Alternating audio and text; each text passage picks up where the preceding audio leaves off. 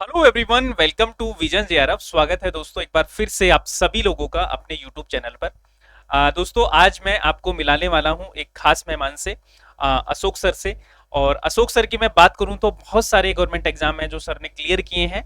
तो आज सर अपने एक्सपीरियंसेस हैं हमारे साथ में शेयर करेंगे, आपके साथ में शेयर करेंगे कि कैसे मल्टीपल गवर्नमेंट एग्जाम्स को क्लियर किया जाए, कैसे नेट किया जाए, जेआरएफ क्लियर किया जाए, फर्स्ट ग्रेड एग्जाम को कैसे क्वालिफाई किया जाए, यूपीएससी सर ने क्वालिफाई किया है, यूपीएससी को कैसे क्वालिफाई किया जाए, असिस्टेंट प्रोफेसर का एग्जाम रिसेंटली सर ने क्वालिफाई किया है, उसको उसके लिए हम कैसे प्रिपेयर करें। तो बहुत सारा अनुभव है सर के पास में एग्जाम क्लियर करने का, गवर्नमेंट एग्जाम क्लियर करने का। तो सर से पूरी जानकारी लेंगे आज हम अपने पास में। सर को आज मैंने बैठा के रखा है काफी टाइम से कि सर आज तो बता के ही जाना, ठीक है। तो पूरी आज सर से अच्छे से बातचीत करते हैं, और आपके भी कोई डाउट्स वगैरह हो तो आप हमें कमेंट करके बता दीजिएगा, तो सर से अच्छे से हम उससे बात कर लेंगे। तो सबसे पहले तो देखो सर को वेलकम करते हैं। Welcome sir to our YouTube platform. नमस्ते, बिल्कुल। सबका धन्यवाद, आपने बुलाया मेरे को। अवर प्लेजर सर, ये हमारा सौभाग्य है कि आपने हमें टाइम दिया और हमारे जो लर्नर्स हैं उनको अपने एक्सपीरियंस शेयर करने के लिए आपके पास में इतना बिजी रहते हैं सर, तो मैंने बोला कि सर थोड़ा सा तो टाइम दो, है ना, जिससे कि हमारे जो अपकमिंग एक्सपीरियंट हैं जो असिस्टेंट प्रोफेसर का देंगे, फर्स्ट ग्रेड का एग्जाम देने वाले हैं, उनको बेनिफिट हो पाए। तो सबसे पहले तो दोस्तों हम बात करते हैं अशोक सर से कि सर अपने बारे में थोड़ा सा बताओ कि आप कहाँ से हैं, आपका एजुकेशनल बैकग्राउंड क्या है, कौन कौन से एग्जाम्स हैं जो आपने क्लियर किए हैं। तो सबसे पहले तो हमें बताओ कि सर आप कहाँ से हो। जी, सबसे पहले तो मैं मेरा नाम बताता हूँ। मेरा नाम है अशोक सिंह और मैं राजस्थान के पाली जिले से बिलोंग करता हूँ। सर आप। जी, मैं राजस्थान के पाली जिले से बिलोंग करता हूँ और मेरी जो एजुकेशन है वो मैंने बीएससी किया, फिर एमए किया मैंने हिस्ट्री में और पॉलिटिकल साइंस में। अभी मैं रिसेंटली पीएचडी में मैंने एडमिशन लिया हुआ है जेएनवीयू जोधपुर में। मैंने एग्ज़ाम्स में सबसे पहले एनडीए सीडीएस वगैरह क्लियर किए थे। उसके बाद में मैंने एसएससी 3 बार क्वालिफाई किया है। मैंने टीचर्स के फर्स्ट ग्रेड, सेकंड ग्रेड और थर्ड ग्रेड तीनों ही एग्जाम्स मैंने क्लियर किए हैं। असिस्टेंट प्रोफेसर का मेरा अभी इंटरव्यू है। यूपीएससी मेंस मैंने किया हुआ है, इंटरव्यू एक बार दिया हुआ है मैंने। आरएस के मैंने क्वालिफाई किए हुए हैं और बाकी जो स्कॉलरशिप्स वाले जो एग्ज़ाम्स हैं वो भी मैंने क्वालिफाई किए हुए हैं। तो ये जनरल परिचय है मेरा। तो अभी सर आपने फर्स्ट ग्रेड का एग्जाम जो अभी रिजल्ट आया है पॉलिटिकल साइंस से, जी। तो वो भी सर ने क्वालिफाई किया है, और इसके बारे में आज हम डिटेल से डिस्कस करेंगे। फर्स्ट ग्रेड को कैसे प्रिपेयर करें, यानी फर्स्ट ग्रेड जो टीचर एग्जाम होता है उसकी तैयारी हम कैसे करें, उसके बारे में आज हम डिटेल से डिस्कस करने वाले हैं। रिसेंटली सर ने फर्स्ट ग्रेड का ही सर का रिजल्ट आया है, उसमें सर ने क्वालिफाई किया है, बहुत ही अच्छे नंबर से सर का एग्जाम क्वालिफाई हुआ है। उसके बारे में भी आज हम डिटेल से डिस्कस करेंगे। तो सर मैं ये जानना चाहूंगा कि आपने जो अभी फर्स्ट ग्रेड एग्जाम क्वालिफाई किया है, तो उसके लिए आपकी क्या स्ट्रेटेजी थी, पेपर वन की क्या स्ट्रेटेजी थी, पेपर टू की क्या स्ट्रेटेजी थी। सबसे पहले तो मैं ये जानना चाहूंगा कि पेपर वन को फर्स्ट ग्रेड एग्जाम जो अभी है कि वैकेंसी, नई वैकेंसी भी आने वाली है, तो बहुत सारे हमारे लर्नर्स हैं जो नेट की तैयारी करते हैं, असिस्टेंट प्रोफेसर की तैयारी करते हैं, वो फर्स्ट ग्रेड का एग्जाम भी देते हैं। तो उसमें जो फर्स्ट पेपर होता है उसके लिए हम कैसे प्रिपेयर करें। जो जनरल पेपर होता है, राजस्थान जीके जिसमें आती है, इंडिया जीके आती है, वर्ल्ड जीके आती है, तो उसके लिए हम कैसे तैयारी कर सकते हैं। सबसे पहले तो मैं अभी ये कहना चाहूँगा, क्योंकि अभी आरपीएससी ने एक क्राइटेरिया फिक्स कर दिया 40% का। तो इसलिए आपको दोनों ही पेपर में इक्वलेंट वेटेज देना पड़ेगा और सबसे पहले जो आपका लक्ष्य है वो ये होना चाहिए कि मेरे 40% कैसे हो। तो फर्स्ट पेपर के लिए मैंने ये किया था कि जो ओल्ड पेपर्स थे आरपीएससी के वो मैंने पढ़े थे। इसके साथ में मैंने ये किया था कि जैसे राजस्थान हिस्ट्री के लिए जैन एंड माली का एक की बुक आती है ग्रंथ अकादमी की। इसके साथ में मैंने ज्योग्राफी की उसी की बुक आती है ग्रंथ अकादमी की, वो मैंने पढ़ी थी। मैनेजमेंट के लिए मैंने पुराने प्रीवियस ईयर्स के जो पेपर्स थे उन्हीं को डिटेल में मैंने एनालाइज किया था। इसके साथ में जो करंट का है, करंट की आप कोई भी बुकलेट ले सकते हैं। आप वैसे समझदार हैं और आपको आजकल मार्केट में बहुत सारी जो करंट की मैगजीन्स है वो अवेलेबल है, कोई भी एक प्रेफर कर दीजिए और उससे पढ़िए, आपका फर्स्ट पेपर क्लियर हो जाएगा।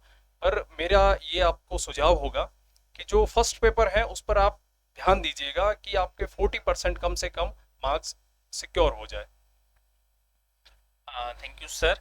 और देखो, जितना बुक लिस्ट कम होता है वो हमें रखना चाहिए, क्योंकि रिवीजन नहीं हो पाता। तो जो सर से मैंने सीखा है वो यही सीखा है कि कम से कम सोर्सेज आप रखिए, है ना, और उसको मैक्सिमम रिवीजन हमें करना चाहिए। तो इन्होंने हर एक टॉपिक के लिए लगभग एक बुक फॉलो की, जो बिल्कुल बहुत सॉर्टेड थी, प्रीवियस ईयर क्वेश्चन है वो सर ने अच्छे से किए हैं। और बाकी चीजें तो देखो मार्केट में बहुत सारी चीजें हैं जो आपको मिलेंगी, लेकिन आपको जितनी कम बुक लिस्ट होगी उतना ही आपके सिलेक्शन के चांसेस हैं वो ज्यादा होते हैं, लेकिन उनका रिवीजन आपको अच्छे से करना चाहिए और बुक सिलेक्शन है वो अच्छी होनी चाहिए आपकी। ऐसा नहीं है कि कुछ भी पढ़ लो, वो नहीं हो चलेगा। इसके अलावा सर हम बात करें तो पेपर सेकंड जो पॉलिटिकल साइंस है उसके लिए आपने कैसे प्रिपेयर किया था? मैं आपको सेकंड पेपर के लिए बताना चाहूँगा कि आप कोई भी एक एग्ज़ाम्स की तैयारी करते हैं, जैसे कि आपने फर्स्ट ग्रेड की करी या आपने असिस्टेंट प्रोफेसर की करी, इसके साथ साथ में आपके नेट जेआरएफ की प्रिपरेशन हो जाती है। पहले मैं आपको ये क्लैरिफाई कर दूं। इसके साथ में मैंने इसकी स्ट्रेटजी के लिए इसके प्रीवियस क्वेश्चन पेपर कि भाई इसका पैटर्न कैसा है, कैसे चेंजेस आ रहे हैं, वो मैंने देखा था। और मोटा मोटी तौर पर इसके 5 पार्ट्स हैं, मतलब थिंकर्स हैं, उसके बाद में पॉलिटिकल थ्योरी है, फिर आईजीपी का पार्ट है, फिर जो अब कंपैरेटिव पॉलिटिक्स है, और ग्लोबल पॉलिटिक्स जिसे इंटरनेशनल रिलेशन भी अपन कहते हैं। ये 5 पार्ट्स हैं, इनकी आपको तैयारी करनी है। रिसेंटली जो आरपीएससी ने एक टॉपिक और चूज किया है जो कंपैरेटिव कॉन्स्टिट्यूशन का है, जैसे कि जो फ्रांस, कनाडा, यूएसए के जो कॉन्स्टिट्यूशन है उनकी क्या क्या प्रोविजंस हैं और इंडिया से वो कैसे रिलेट करते हैं, इनके बारे में भी क्वेश्चन आने लगे हैं। और एक और चेंजेस किया है कि रिसेंट में जो डेमोक्रेसी इन इंडिया और जो इंडियन थिंकर्स हैं उन पर रिसेंटली कैसे क्वेश्चन आ रहे हैं, वो भी इस बार के पैटर्न में हमने देखा है और मैंने इसको ऑब्जर्व किया है। तो मैं आपको कुछ बुक लिस्ट बताता हूँ, मैं कम ही बताऊंगा जिससे आपको ज़्यादा बर्डन नहीं हो। जितना आप कम पढ़ेंगे, जितने कम सोर्सेज से आप पढ़ेंगे, आपको उतना ही बेनिफिट होगा और ये आप खुद समझेंगे। मैं इसके लिए बुक लिस्ट जो भी है मैं बता देता हूँ उनको। कि सबसे पहले जो थिंकर्स हैं उनके लिए हिंदी मीडियम्स के लिए सुब्रतो मुखर्जी एवं सुशीला रामास्वामी की एक बुक आती है, वो आप देख सकते हैं। वो वैसे इंग्लिश मीडियम की है पर वो हिंदी में भी अवेलेबल है। और हिंदी मीडियम के लिए ही doctor professor V R Mehta की एक बुक आती है जिससे रिसेंटली क्वेश्चन आने लगे हैं, वो आप इसको देख सकते हैं। पॉलिटिकल थ्योरी के लिए मैं आपको राजीव भार्गव एवं अशोक आचार्य की पॉलिटिकल थ्योरी की बुक आती है, वो आप एक बार देख लीजिएगा। मैं आपको एक ही बुक बता रहा हूँ जिससे आपको बर्डन नहीं आए। इंग्लिश मीडियम के लिए एंड्रयू हेवुड की बुक आती है पॉलिटिक्स की, ग्लोबल पॉलिटिक्स अलग बुक है उनकी, वो इंटरनेशनल रिलेशन के लिए आप देख सकते हैं उसको। तीसरा जो टॉपिक है कंपैरेटिव पॉलिटिक्स, उसके लिए आप एक बुक प्रेफर कर सकते हैं, सीबी गेना की बुक आती है, वो आप देख सकते हैं। और जो इंटरनेशनल रिलेशन है उनके लिए एंड्रू हेवुड की बुक है ये। एक और बुक है महेंद्र कुमार की बुक आती है, वो भी आप प्रेफर कर सकते हैं। जो 5वां पार्ट है आईजीपी का, उसके लिए बेयर एक्ट आपको पढ़ना है। लक्ष्मीकांत आप देख सकते हैं, साथ में रख सकते हैं, पर बेयर एक्ट की जो शब्दावलियां हैं उनको आपको पकड़ना है। जैसे कि मैं आपको एग्जांपल दूंगा कि जैसे कि राष्ट्रपति 123 में अध्यादेश लाते हैं, तो आजकल क्वेश्चन ऐसे पुटअप होते हैं कि वो उसका राइट है या उसकी ड्यूटी है या वो क्या है, यानी कि शब्दावलियों को आपको ध्यान से पढ़ना है। पॉलिटिकल साइंस अपने आप में एक ऐसा सब्जेक्ट है जो टर्मिनोलॉजी पर बहुत डिपेंड करता है, यानी कि सब्जेक्ट को समझना है, रटना नहीं है। आप रटोगे आप कभी पास नहीं होगे। ये मैं आपको हमेशा मैंने ये ऑब्जर्व किया है, हो सकता है मैं गलत भी हो सकता हूँ यहाँ पर किसी भी विषय को समझना एक अभ्यर्थी के लिए बहुत आवश्यक है। तो बेरेक्ट को आप समझे, शब्दावलियों को समझे, मेरा ये आपको सुझाव होगा। इसके साथ में एक जो अभय प्रसाद सिंह की एक बुक आती है, वो भी उसको प्रेफर कर सकते हैं जो आईजीपी के लिए है। ये मोटा मोटी तौर पर ये बुक्स हैं, अगर आपको बुक्स फॉलो करनी है तो। उसके बाद में अपन फिर और बात करेंगे। Thank you so much sir. और देखो ये मैं जानता हूँ सर को, काफी टाइम से हम जानते हैं सर को, तो इन्हीं बुक्स को पढ़कर सर ने बहुत सारे एग्जाम है जो क्वालिफाई किए हैं। तो मेरा जो नेक्स्ट क्वेश्चन है सर आपसे ये है कि जैसे नेट की जो स्टूडेंट तैयारी कर रहे हैं वो असिस्टेंट प्रोफेसर का एग्जाम देंगे, क्योंकि अल्टीमेट गोल अपना असिस्टेंट प्रोफेसर बनना है। जो नेट की तैयारी करता है वो टीचिंग एग्जाम्स भी देते हैं, जैसे फर्स्ट ग्रेड का एग्जाम भी देगा। तो क्या sir first grade, assistant professor और नेट, इन तीनों की प्रिपरेशन हम एक साथ कर सकते हैं, क्या करनी चाहिए? तो आप क्या बोलना चाहेंगे सर इसके बारे में? मैं तो ये कहूँगा कि ये एक ही धारा है और ये सब एक ही है। समझने में अपन कह रहे हैं कि एग्ज़ाम्स अलग अलग हैं।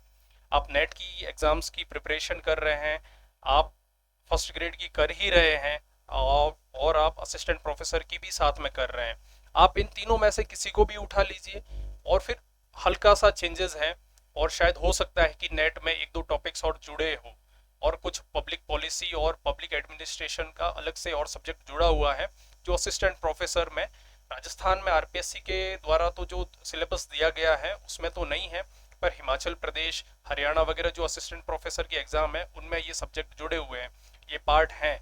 तो इसलिए आप किसी एक की भी अच्छे से तैयारी कीजिए, आपका दूसरे जितने भी एग्जाम्स हैं उनमें होने के चांसेस हमेशा रहेंगे। तो मैं इसमें यही कहूंगा कि आप अगर विषय को पकड़ते हैं तो समझने की कोशिश करिए और एक एग्जाम्स को पकड़कर उसकी मन से तैयारी करें आप। सो इन टोटल हम बोल सकते हैं कि जो जैसे पेपर सेकंड होता है, यानी कि जो हमारा सब्जेक्ट वाला पेपर होता है उसको एक बार अच्छे से तैयार कर लिया जाए। उसको आप तैयार कर लेते हो तो आपका नेट का एग्जाम तो निकलेगा। नेट के साथ में आपका टीचिंग में भी एक सब्जेक्ट का पेपर होता है प्लस असिस्टेंट प्रोफेसर, तो मोस्ट ऑफ द जो पूरा का पूरा दारोमदार होता है वो सब्जेक्ट पे ही होता है अपना। अब किसी भी स्टेट में जाएंगे तो ज्यादा जो वेटेज होगा वो सब्जेक्ट का ही होता है, जैसे नेट में भी वेटेज होता है। तो आप सब्जेक्ट के ऊपर ध्यान दीजिए, अपना जो सब्जेक्ट है उसको अच्छे से पकड़ के रखिए। इन टोटल शायद आप ये बोलना चाह रहे होंगे कि आपका जो सब्जेक्ट है, जो आपका जैसे पॉलिटिकल साइंस है, हिस्ट्री है, जो भी आपका सब्जेक्ट है उसको अच्छे से पकड़ के रखिए, तो आपके जो अदर एग्जाम्स हैं वो भी साइड बाय साइड आपके निकल जाएंगे। टीचिंग एग्जाम्स की मैं बात करूँ तो ये है आपका। सर एक सवाल था मेरे मन में भी, जब आपने बताया कि आपने इतने सारे गवर्नमेंट एग्जाम क्लियर किए हैं तो उसके पीछे क्या राज है, मतलब क्या सक्सेस मंत्रा है कि आपने ये इतने डाइवर्स वाले एग्जाम भी क्लियर किए हैं? देखिए इस बारे में मैं प्रशंसा नहीं करना चाहूँगा, पर शायद आपने एक इम्तिहान मूवी देखी होगी, राजेश का, उसमें विनोद खन्ना की मूवी है और उसमें एक गाना है, रुक जाना नहीं तो कहीं हार के, कांटों पे चल के मिलेंगे साए बहार के। तो आपको रुकना नहीं है और मैंने कभी भी जीवन में ये नहीं सोचा कि रुकना है। जो भी एग्जाम्स थे मैं पास करता गया, नहीं करता गया। पढ़ना में बिना मेहनत के कुछ नहीं होता। ये हर वाक्य का, हर एग्जाम्स का मूल मंत्र यही है कि आपको मेहनत करनी है और फिर दिमाग में कभी भी उस चीज को हार में नहीं बदलना है, निराश नहीं होना है। जैसे मैं एक एग्जाम्पल दूंगा आपको, आप एक टिकट खरीदते हैं, रेलवे में जाते हैं, उसमें लाइन रहती है बड़ी। जो व्यक्ति, कुछ लोग होते हैं जो पास में खड़े रहते हैं, वो सोचते रहते हैं कि यार इतनी बड़ी लाइन है, कब उसको हमारा नंबर कब आएगा, हम कब हमको टिकट प्राप्त होगा। पर जो लोग घुसे रहते हैं, आप देखते होंगे कि 10 मिनट में उनका नंबर आ जाता है। यही जीवन में होता है, यही जीवन है, जीवन यही है और इसके अलावा कुछ भी नहीं है। आप उस लाइन में लगना ही होगा। जो लाइन में लगेगा उसका एग्जाम क्लियर होगा, वो आगे बढ़ेगा और वो जीवन में अपना एक सुखपूर्वक जीवन व्यतीत करेगा और जो देखने वाले हैं वो देखते ही रहेंगे। यही मैं कहूंगा। और एक और मैं कहूंगा कि मैं जीवन में सोचता हूँ कि छरवेती छरवेती, एतरे ब्राह्मण का ये सूत्र है कि जो चलता रहता है, मतलब चलते रहिए, आप चलते रहिए, रुकिए मत, बिना सोचे। जब आपको जीवन में दुख है तब भी सोचिए मत कुछ भी, चलते रहिए, चलते रहिए। आपको एक दिन जीवन में निश्चित तौर पर सफलता मिलेगी और हम दोनों ही इस चीज के गवाह हैं। हम दोनों बहुत जानते हैं एक दूसरे को और इस चीज को हमने आत्मसात किया है और शिव सर भी आपको ये समझाते होंगे और मुझे विश्वास है कि इनके सानिध्य में आप बहुत अच्छा करेंगे।